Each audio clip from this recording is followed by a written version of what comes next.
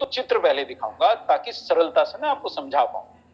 अभी हम देख रहे हैं बहुत से लोगों को समस्या हो रही है, खासकर सांस लेने में परेशानी आ रही है, ऑक्सीजन के लिए भगदड़ मची है और पूरे देश के अंदर बड़ा हाहाकार है। क्यों होती है यह सांस लेने में परेशानी, मैं सिर्फ वो बता रहा हूं।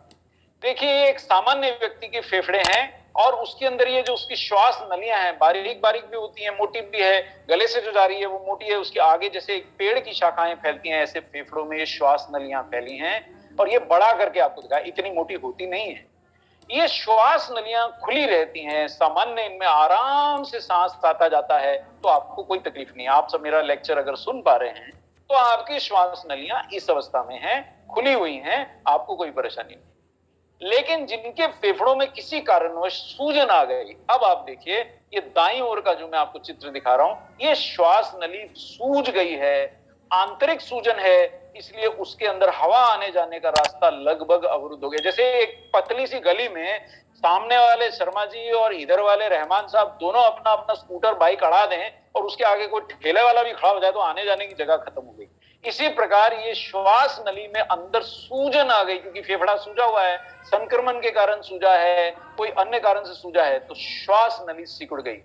दमा रोगियों में भी यही होता है, इसीलिए उनको श्वास लेने में परेशानी होती है। और अभी हम देश में ये देख रहे हैं कि जो संक्रमण फैला है उस बहुत गंभीर श्वास लेने में परेशानी, जिसको डॉक्टरी भाषा में हम रेस्पिरेटरी डिस्ट्रेस कहते हैं। डिस्ट्रेस यानी बहुत ज्यादा संकट, और रेस्पिरेटरी यानी श्वसन तंत्र से संबंधित श्वास लेने में परेशानी होती है, वो व्यक्ति को होता है जिसके फेफड़े सूज जाते हैं। अभी तक मैंने कोई और बात नहीं करी, सिर्फ आपको चित्र समझाया। एक चित्र और समझाता हूं कि आखिर ऐसा क्या होता है कि व्यक्ति इतनी, अभी 2 दिन पहले ठीक था, तीसरे दिन सूचना आती है कि गंभीर स्थिति में आ गए। ऐसा क्या होता है? फेफड़ों में एक और परिवर्तन होता है। वो परिवर्तन क्या है? ये देखिए, आप चित्र को देखें, मैं सरलता से समझाने की चेष्टा करूंगा कि ये एक सूजा हुआ फेफड़ा है। ये देखिए, ये एक सामान्य फेफड़ा है और एक ये सूजा हुआ है जिनका फेफड़ा, उसके व्यक्ति का मैंने आंतरिक दृश्य दिखा रहा हूं। अब जो श्वास नलियां हैं वो अंत में जाके खत्म कहां होती है? ये फेफड़े के अंदर समझ लीजिए छोटे छोटे कमरे बने हुए हैं, छोटी छोटी खोलियां बनी हुई, जो भी आप इनको, इसमें जाके सांस से जो आप सांस ले रहे हैं, हवा आपके फेफड़े में जाके इन छोटे छोटे कमरों में भर जाती है, इनको एल्वियोलाई बोलते हैं। अब ये सामान्यतः इसमें भर जाती है और आप देखते हैं फेफड़े के आसपास ये आपकी रक्त वाहिनियों का जाल फैला है, अंदर ऑक्सीजन आके भर गई श्वास के साथ, रक्त वाहिनियां उससे ऑक्सीजन ले लेती हैं, आपके रक्त में ऑक्सीजन पहुंच जाती है, आपका शरीर सामान्य काम करता है। अब आप देख रहे हैं लगा के जो भी संक्रमित है उसका हम ऑक्सीजन नाप रहे हैं कि ऑक्सीजन घट रहा है, क्यों घट रहा है? मैं इस सरलता से समझाने की चेष्टा करता हूं, क्योंकि संक्रमण से उनके फेफड़ों में ये जो छोटी छोटी अंदर जगहें जहां हवा भरने की जगह थी, वहां संक्रमित द्रव्य भर गया, जो वायरस, जीवाणु और आपके शरीर की जो सफेद रक्त कोशिकाओं के बीच में युद्ध हुआ, दोनों तरफ से जहरीले बाण छूटे, उससे जो यहाँ संक्रमित द्रव्य भर गया, अब सांस रखने की जगह ही नहीं बची। जब जगह नहीं बची, फेफड़ों में द्रव्य भर गया, जिसको सामान्य भाषा में आप निमोनिया बोलते हैं, तो वो व्यक्ति को ऑक्सीजन कैसे उसके शरीर में पहुंचेगी? वो श्वास लेगा भी, श्वास अंदर आएगा भी, तो पहले तो फेफड़ों की नलियां सिकुड़ी हुई हैं, श्वास नलियां, तो आने में अंदर श्वास को परेशानी है। अंदर पहुंच भी गया तो यहाँ तो जगह ही नहीं है, यहाँ तो द्रव्य भरा है, निमोनिया की स्थिति, यानी ये व्यक्ति की जान खतरे में है। तो मैं क्या करूं कि मैं ऐसी स्थिति में रहूं और ऐसी स्थिति में ना जाऊं, वो हमको जानना है। ये तो 2 डायग्राम मैंने आपको सिर्फ समझाने के लिए बताया। अब वो जानकारी देखिए जो पाकिस्तानी और अन्य वैज्ञानिकों ने हमें बताया। उन्होंने तो देखिए, ये पहला जो अध्ययन दिखा रहा हूं, ये पेशेंट्स पे नहीं किया था, ये लेबोरेटरी में किया था। उनमें उन्होंने ये ऐसी संभावना जताई थी कि कोविड-19 में रेस्पिरेटरी डिस्ट्रेस पे ब्लैक सीड के सूजन रोकने वाले और एंटीऑक्सीडेंट प्रभाव हैं। और उन्होंने माना कि ब्लैक सीड ऑयल और ब्लैक सीड दोनों में उपलब्ध थाइमोक्विनोन जो है और कुछ अन्य तत्व हमारी इम्यूनिटी भी बढ़ा रहे हैं और वायरल संक्रमण की रोकथाम में लाभदायक हो सकते हैं। जब तक ये आर्टिकल छपा तब तक मरीजों पे इसकी जांच नहीं हुई थी और तब तक सिर्फ संभावना वैज्ञानिकों ने बताई थी कि ये हमारी सांस लेने की जो परेशानी है उसमें ब्लैक सीड काफी लाभदायक हो सकता है उसको कम करने में। कैसे कम करेगा? सूजन घटाएगा। दूसरा, जो आपस में लड़ाई में दोनों तरफ से ईंट पत्थर चल रहे हैं, आप से बाहर से वायरस आया है, वो भी जहर छोड़ रहा है, अंदर से आपकी स्वास्थ्य रक्षक कोशिकाएं जो हैं, सफेद रक्त कोशिकाएं जिनको आप व्हाइट ब्लड सेल्स कहते हैं, लिम्फोसाइट्स बोलते हैं। अब लंग्स में अटैक हुआ है फेफड़े में, तो वहां जो मौजूद सैनिक हैं, लिम्फोसाइट हैं, वो अपनी गोलियां छोड़ रहे हैं, और वो उधर से वायरस अपनी गोलियां छोड़ रहा है, और वहां जहरीले पदार्थ इकट्ठे हो गए हैं, उनको निष्क्रिय करना पड़ेगा, नहीं तो हमारे फेफड़े नष्ट हो जाएंगे। इतना ज्यादा जहर इकट्ठा हो गया फेफड़ों में। तो थाइमोक्विनोन और ब्लैक सीड के अन्य तत्व उन्होंने ऐसा बताया एक पर्याप्त एंटीऑक्सीडेंट प्रभाव छोड़ सकते हैं, एक सुदृढ़ सूजन रोधी प्रभाव छोड़ सकते हैं, ऐसा उन्होंने बताया। जो लोग अंग्रेजी पढ़ सकते हैं वो यहाँ पढ़े, उनको मैं अंग्रेजी में भी समझाता हूं। ये देखिए, उन्होंने यहाँ पौधे का नाम लिया निगेला सटाइवा, जो कि ब्लैक सीड का ही नाम है, कलौंजी का ही नाम है। इसके एंटी इंफ्लेमेटरी, एंटीऑक्सीडेंट बेनिफिट्स उन्होंने चर्चा करी। ऑब्स्ट्रक्टिव रेस्पिरेटरी डिसऑर्डर यानी श्वसन तंत्र में सांस लेने में जो रोग बाधा पड़ रही है, ऐसे डिसऑर्डर्स में प्रभावी है। और उन्होंने लेबोरेटरी स्टडी में पाया कि निगेला सटाइवा, जो ब्लैक सीड का साइंटिफिक नाम है, इससे डरिए नहीं, कोविड-19 के संक्रमण को धीमा कर सकता है। सिर्फ जो उन्होंने लिखा मैं वही पढ़ दे रहा हूं, ना इसमें न्यूट्रीचार्ज का कोई योगदान बता रहा हूं, ना अर्सिन का। आपको जानकारी बता रहा हूं कि ब्लैक सीड से उन्होंने ऐसा पाया कि कोविड-19 का संक्रमण घट सकता है। अब और क्या क्या बताया उन्होंने, देखिए बहुत महत्वपूर्ण जानकारी दे रहा हूं, इसको समझ लीजिए। और ये चित्र तो मैंने बता दिया, अब इस चित्र में भी मुझे कुछ लिखा हुआ दिखाना है। पहले तो चित्र बताया, उन्होंने ये लिखा कि कोविड-19 मरीजों का सबसे ज्यादा इस समय जो गंभीरता का कारण बन रहा है वो रेस्पिरेटरी डिस्ट्रेस एक्यूट, यानी कि जो एक दिन में नहीं हुआ, मतलब एक दो साल में नहीं हुआ, तुरंत एक दो दिनों में ही एकदम से मरीज गंभीर होता है, एक्यूट उसे बोलते हैं। एक्यूट रेस्पिरेटरी डिस्ट्रेस यानी जो तेजी से बिगड़ गई, श्वास लेने में परेशानी है, उसके वही कोविड का गंभीर परिणाम देती है, ऐसा वैज्ञानिकों ने माना। इस स्लाइड में सिर्फ एक ही बात बताई। और उन्होंने ये देखिए, हम अभी तक आपको पीछे बता के आए थे थाइमोक्विनोन होता है ब्लैक सीड में।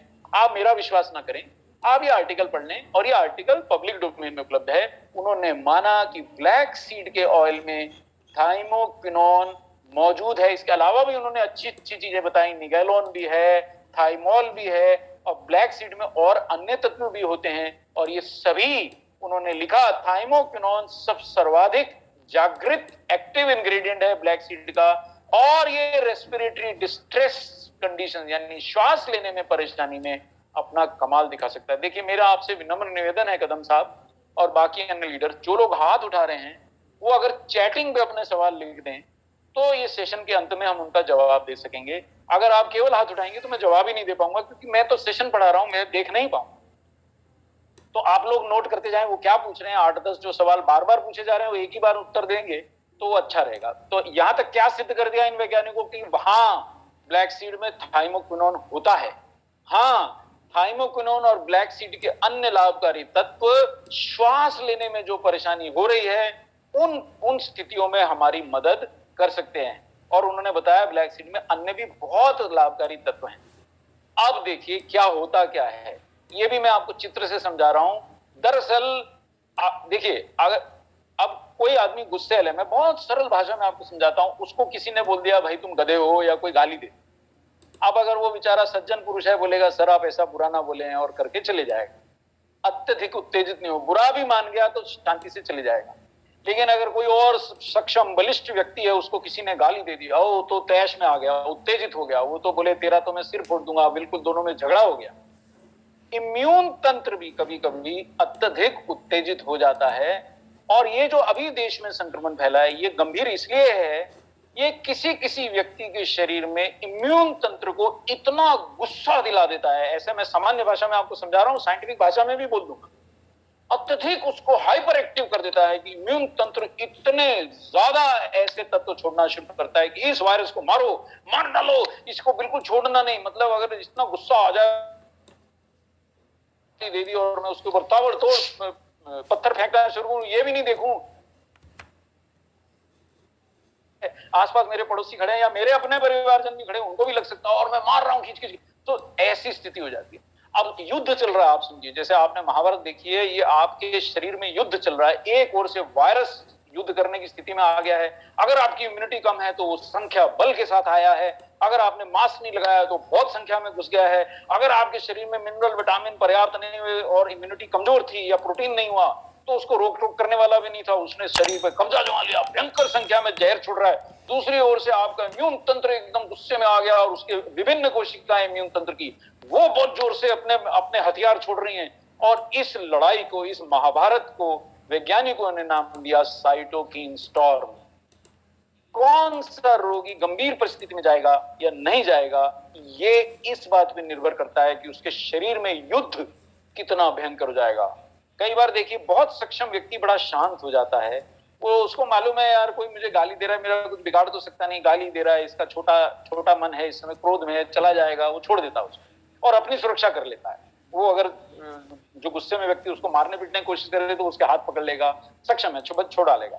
तो इम्यून तंत्र बलिष्ठ होना चाहिए, लेकिन इम्यून तंत्र अत्यधिक उत्तेजित नहीं होना चाहिए। अब मैं क्या करूं, मेरा इम्यून तंत्र ज्यादा उत्तेजित हो गया तो मैं कैसे रोक सकता हूं उसको कि भैया तू तो वायरस को कुछ मत कह, पड़ी रहने दे, नहीं तो तू मेरे ही सेल्स को नष्ट कर देगा। ऐसा मैं तो नहीं कर सकता हूं, पर कोई कर सकता है। वो कौन कर सकता है मैं बताऊंगा। यहां इतना आप समझ जाइए कि जो इम्यून तंत्र गुस्से में आ गया, वो जो इंफ्लेमेटरी कण छोड़ रहा है, उनका एक ही नाम है, जो लोगों को विज्ञान की तड़प है उनको बता दूं, साइटोकिन स्टॉर्म।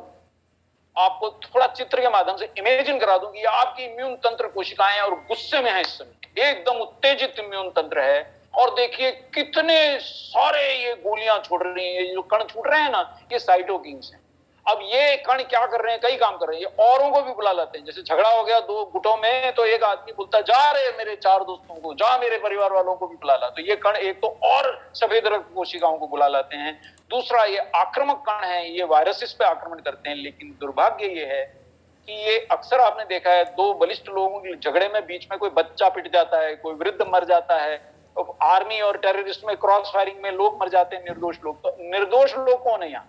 निर्दोष लोग हैं आपके फेफड़े, आपकी कोशिकाएं, आपके शरीर के विभिन्न अंग। अब ये युद्ध अगर ज्यादा बढ़ गया तो एक के बाद एक अंग नमस्कार करना शुरू करते हैं। कभी फेफड़ा काम करना बंद कर देगा, कभी हृदय काम करना बंद कर देगा। अब डॉक्टर क्या क्या संभाले, किस किस को संभालेगा? तो ये समस्या है। अब ये तूफान नहीं उठना चाहिए शरीर में। हालांकि इम्यून तंत्र तो सुदृढ़ रहना चाहिए। ऐसा कैसे हो? पहले तो इम्यून तंत्र सुदृढ़ हो, उसके लिए आप क्या कर सकते हैं, आपको मैंने जो बताया मैं रिपीट कर देता हूं।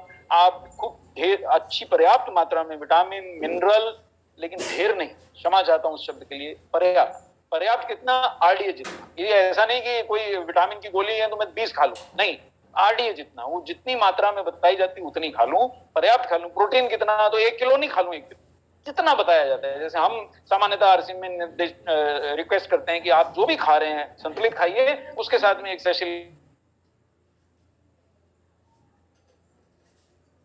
से पाया कि भारतीय आहार में 10-15 ग्राम कम पड़ जाता है प्रोटीन। तो उसकी पूर्ति के लिए ही तो बताते हैं। कौन सा ऐसा बड़ा विशेष ज्ञान हमें प्राप्त है जो आपको नहीं मिल सकता है? पर आपकी समस्या यह कि आप विश्वास नहीं करते हैं। तो यह समय विश्वास करने का, अपनी जान बचाने का है। अब देखिए साहब, अब देखिए, ये इम्यून तंत्र उत्तेजित हो गया और वो बहुत सारी गोले बारूद फेंक रहा है, जिसका नाम हमने साइटोकिन्स बोला। और थाइमोकिनोन को इन वैज्ञानिकों ने सिद्ध किया कि ये कई प्रकार के जो गोली बारूद है, ये जिनके अलग अलग नाम यहाँ लिखे हैं, इनको नियंत्रित कर सकता है, इनको अपने नियंत्रण में ले सकता है, उनकी तीव्रता को संभाल सकता है और एक्यूट रेस्पिरेटरी डिस्ट्रेस में आपकी मदद कर सकता है। ये यहाँ स्पष्ट लिखा है। ये हमारी जानकारी नहीं, ये न्यूट्रीचार्ज की जानकारी नहीं है, ये आरसीएम की नहीं है, ये आपकी जान बचाने वाली जानकारी है, सिर्फ जन सेवा है कि थाइमोक्विनोन जो ब्लैक सीड में कलौंजी के बीज में है, वो ये जो शरीर में भयंकर तूफान उठ जाता है जिसकी वजह से आप गंभीर हो सकते हैं, उस भयंकर तूफान को, जो मारामारी हो गई आपकी इम्यून कोशिकाओं के बीच में और वायरस के बीच में, उस तूफान को, उन इन्फ्लेमेटरी कणों को, जिनको हमने साइटोकिन्स नाम दिया, उनको नियंत्रित करता है। देखिए कितने प्रकार के IL-1, IL-6, IL-10, IL-18 और ये उनका गुंडों का बादशाह TNF अल्फा, ये न्यूक्लियर फैक्टर कापा बीटा, ये इंटरल्यूकिन्स हैं। ये वैज्ञानिक नाम तो आपको मैं नहीं बताऊंगा, मतलब आपको जानकारी रखने की आवश्यकता नहीं है, पर ये समझ लीजिए मारामारी को नियंत्रित करने के लिए एक मजबूत पुलिस वाला, अगर आपने ब्लैक सीड या उसके ऑयल का भरपूर सेवन किया है तो आपने शरीर में दरोगा बढ़िया खड़ा कर दिया।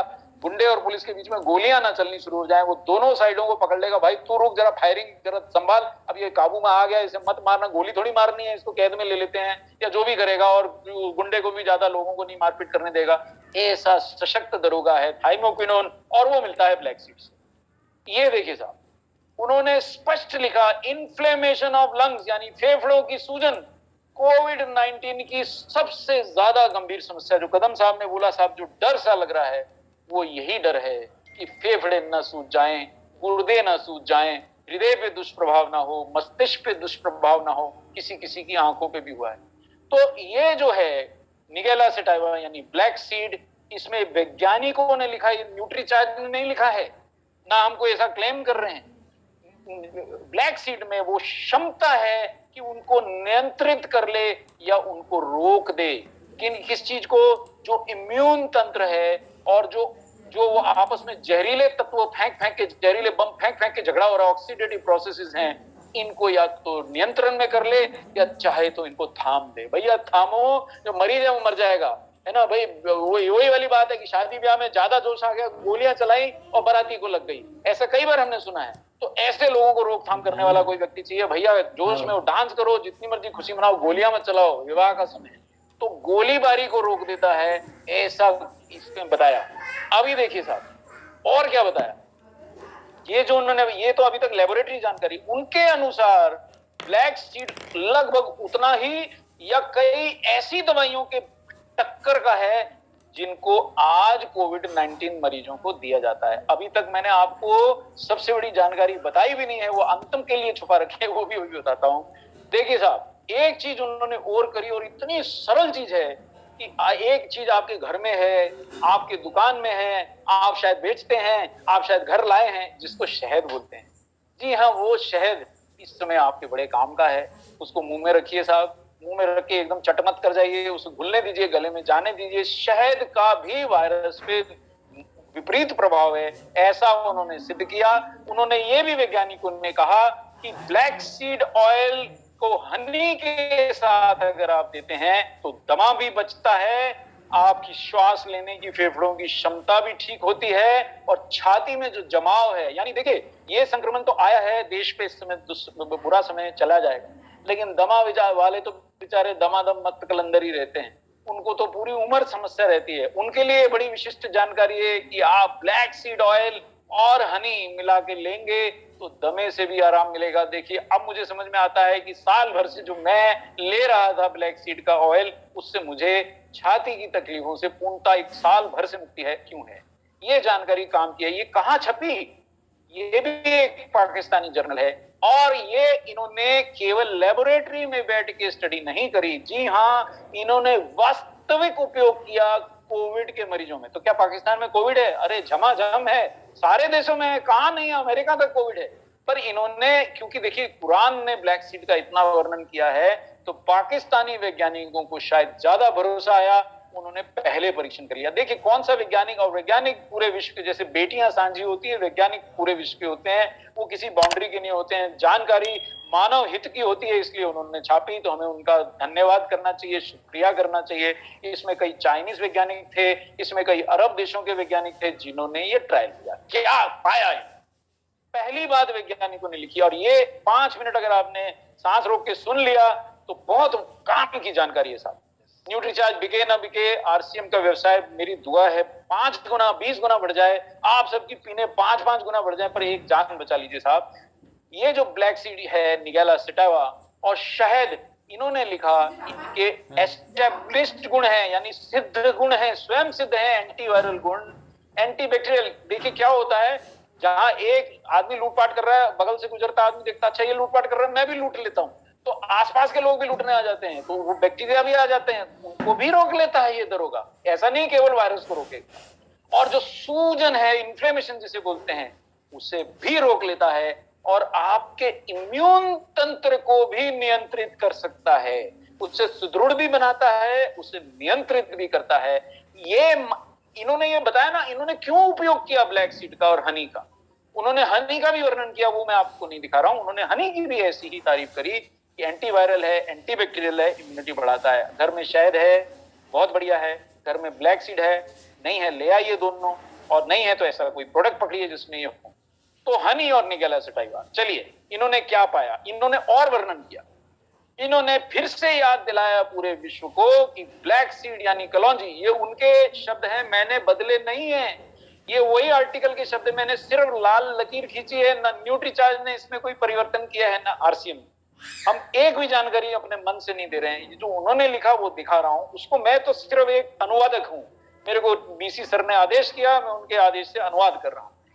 कलौंजी के बीजों ने पहले भी दिखाया है कि वो वायरस नियंत्रण करने की क्षमता रखते हैं, और छोटी मोटी वायरस के विरुद्ध नहीं, ह्यूमन इम्यूनोडेफिशिएंसी जिसको आप HIV या एड्स कहते हैं, उसके विरुद्ध भी इसने अपनी प्रभावशीलता दिखाई। इतनी नहीं दिखाई कि ठीक कर दे, पर दिखाई है।